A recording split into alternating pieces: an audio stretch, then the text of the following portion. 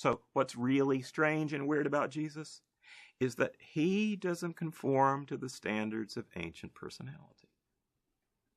Maybe you could call him the first real individual in human history, because he definitely stood out like a sore thumb. And that has everything to do with who he was. He's a radical enough rabbi that he's the first one that I know of that has women disciples. Luke 8, 1-3, he's traveling with, he's on the road again with the boys, the disciples, the big 12, the dirty dozen, as I like to call them. But he's on the road with Mary Magdalene and Joanna, the wife of Chuza, and Susanna, and many other women. Now, first of all, that's scandalous. In that culture, you do not talk with, relate to, travel with, or do business with women you're not related to. You just don't go there. And yet, not only does he go there, not only does he travel with them, he's got women disciples who were there from the beginning of the Galilean ministry. They were last at the cross, first at the tomb, first to see the risen Jesus. This boy was radical. It's not a surprise that he got himself crucified. I'm surprised he lasted 3 years once the ministry got going, because he was doing some pretty darn radical things with women, with Samaritans, with tax collectors, with outright sinful people. He was associating with everybody that a good, polite boy from Capernaum or Nazareth should never be associating with. So, the picture we get of the identity of Christ is a challenging one. So what's going on the cross? How can that be a once-for-all-time sacrifice for sins, past, present, and future? How is that possible? And the answer to that, paradoxically enough, is that his divine nature has to in some way be involved with what transacted on the cross. Now, I'm not going to say God died on that day, but something happened. Something happened that made that sacrifice once and for all, such that all further sacrifices are superfluous, unnecessary, defunct, obsolete, out of date, over and done with. Something mysterious happened on that cross when he died, such that finally there was an efficacious sacrifice that reconciled us to God once and for all. The resurrection of Jesus is important not because it's the resurrection of just anybody or somebody, but because it is the resurrection of Jesus of Nazareth, whose execution was instigated precisely because he had made personal claims whereby he had put himself in the place of God himself and had claimed to be the absolute revelation of God to mankind.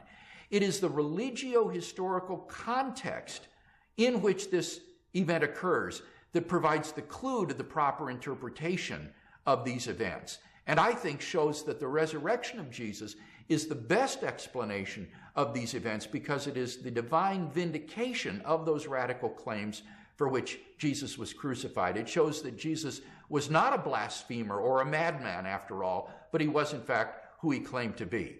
So any miracle in the absence of a historical context is inherently ambiguous. We need to look at the religio-historical context in which the alleged miracle occurs in order to discern its proper interpretation. And when we do that, with the unparalleled life, claims, and ministry of Jesus of Nazareth, then I think the resurrection takes on a plausibility and importance that it wouldn't have with respect to just anybody else in human history. Great religious and philosophical teachers in world history rested their claims on the authority of the ideas themselves. Now, Jesus believed his ideas carried authority, but he is unique in resting the authority of his claims on something else.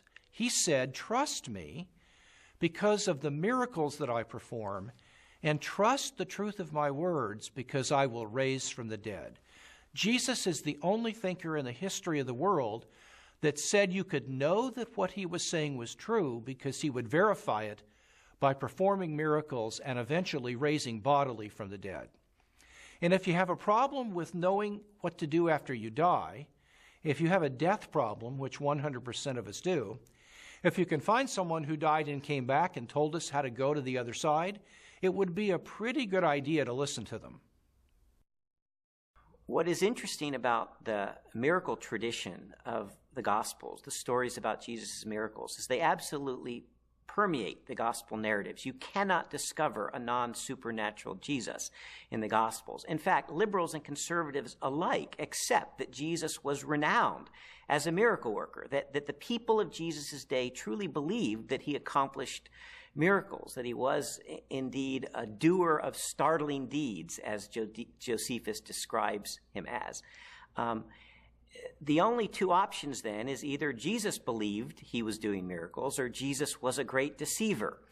And yet everything we read and see and hear about Jesus confirms that he was not a great deceiver. Even his critics, even those who don't believe Jesus was the Son of God or don't believe Jesus was divine, consider him to be a man of extraordinary integrity and extraordinary honesty and truthfulness.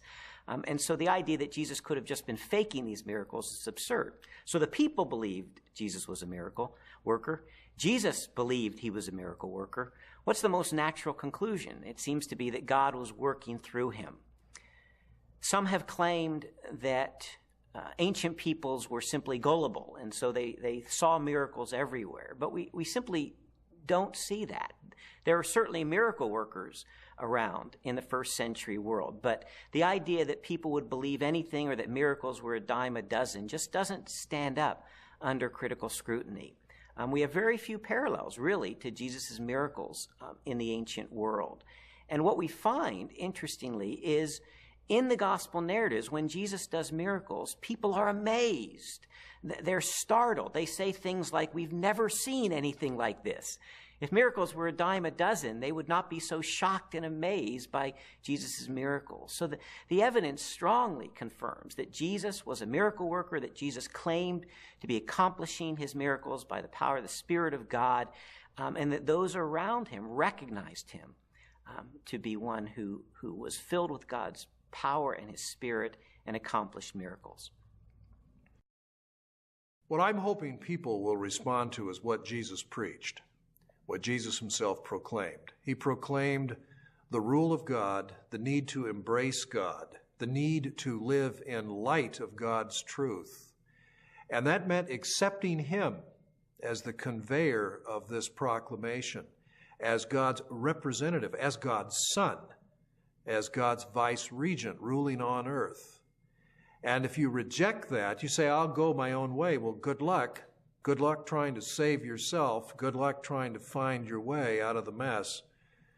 Jesus invited people, indeed commanded people, to repent and embrace him and his message. And his apostles proclaimed that with the good news of Easter and the discovery of the empty tomb and the encounter of the risen Christ, which they then proclaim. What is important is to recognize the truth of Jesus' message and the truth of the apostolic witness to him in the aftermath of Easter. Those are the essentials, and that's what Christian faith is all about.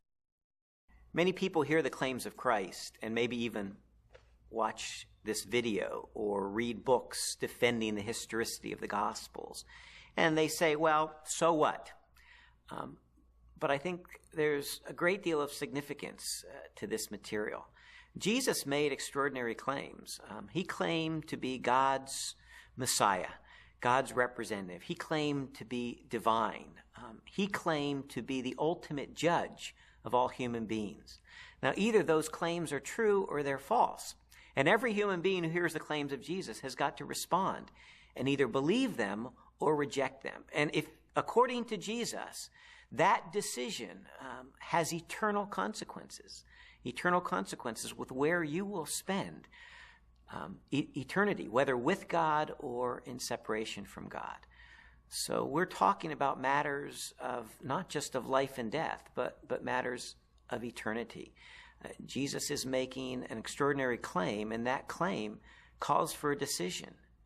A decision not to decide is a decision against Jesus, ultimately. Jesus calls all to respond in faith to him.